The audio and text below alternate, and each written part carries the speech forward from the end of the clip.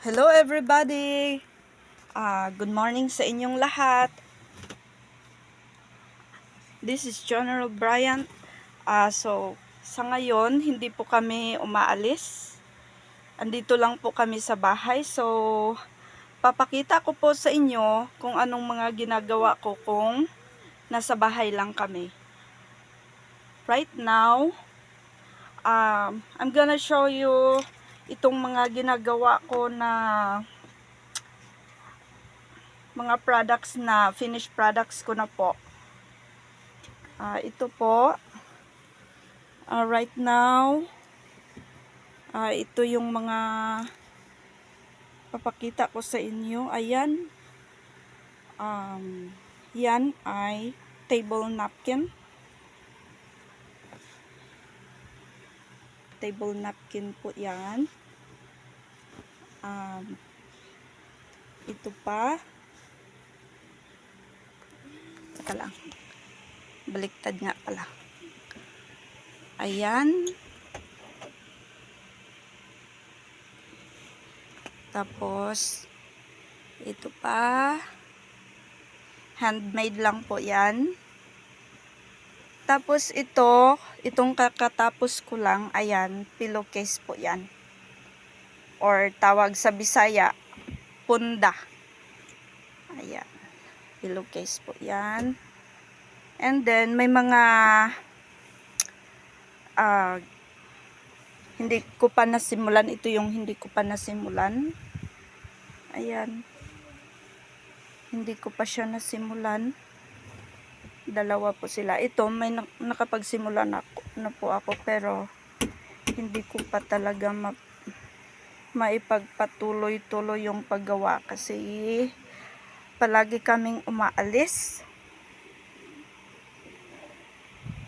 Ayan. Tatabi ko yan. And then, this one, itong sa loob ng box na to, ito yung mga ginagamit ko naman sa pag-crochet. Ayan. Ang aking mga hook sa pag-crochet.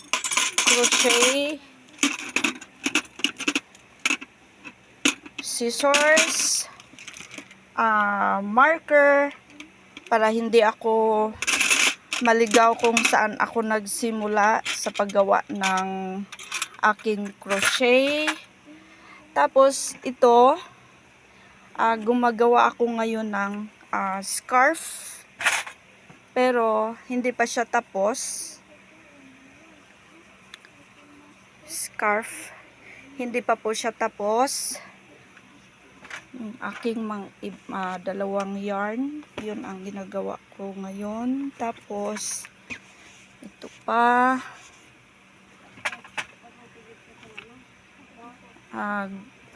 meron din akong nasimulang bag or purse or anong tawag dyan. Hindi ko pa rin siya tapos. Kailangan kong tapusin. Ayan.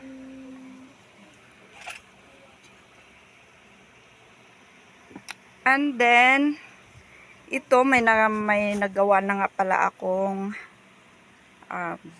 bonnet or iwan ko kung ano tawag dito. Basta, bonnet siya.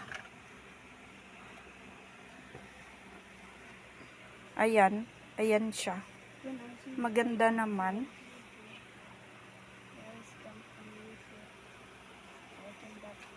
Teka lang, isusuot ko para makita nyo. Wait lang.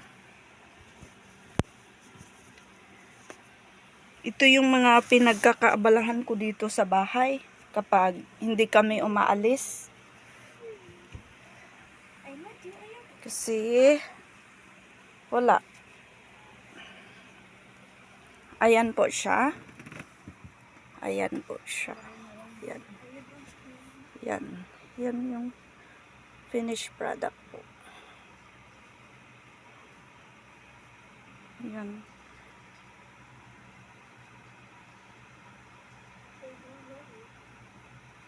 Ganyan po yung style niya.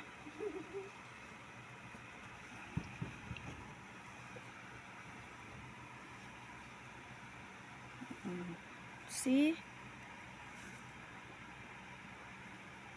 Magulo.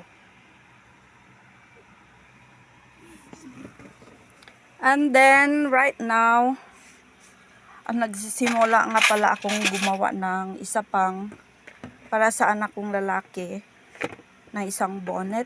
Kulay gray naman siya. Ito yun. Ito yung ginagamit ko na loom. Tinatawag na loom sa paggawa ng bonnet. Sometimes, ang ginagawa ko naman, handmade lang din. Ano lang, by hand lang. Pero ito, gumamit ako ngayon ng loom. So, next time, papakita ko sa inyo yung finished product. At ito nga pala yung pinaka-unang scarf na ginawa ko. Ito yon. Ito yung scarf. Scarf po siya. Scarf po yan.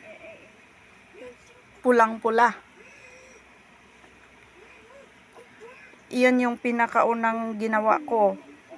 And then, I was not able to figure out kung paano siya gagawing, ano ba to? Yung straight dito sa gilid. Kaya very crooked siya kung titingnan nyo. Iyan yung first time kong ginawa. Pero okay naman. At least natapos ko rin. And then, ito yung second scarf din po yan. Hindi ko na siya nilagyan ng kung ano-ano pang decoration. Basta simpleng scarf lang siya. Very warm naman siya kung sinubukan ko siyang gamitin. Very warm siya. So, maganda talaga to gamitin sa winter. For winter lang. And then, may isa pa akong ginawa na bonnet. Mahilig ako sa pula ha. Hindi halata. Ayan. Tapos, meron pang isa pero wala dito eh. Nasaan ba yun? Ito yung mga yarn. Teka lang. Ang gulo naman. Ito yung mga yarn na ginagamit ko. Wala kasi akong lagayan. Ayan. Puro yarn po yan nandyan sa loob. Iba't ibang kulay ng yarn.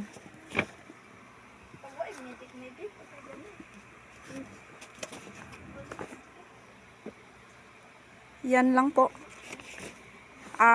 Short video lang po. Ito lang po yung pinagkakaabalahan ko dito sa bahay kapag walang lakad o di kaya ay nagluluto or naglalaba. Yan lang. Gano'n naman talaga, typical na nanay. Ang role ng nanay. Ayan, isa pang yarn. Ito yung loom na ginagamit ko. Isa pang yarn. Yan lang po.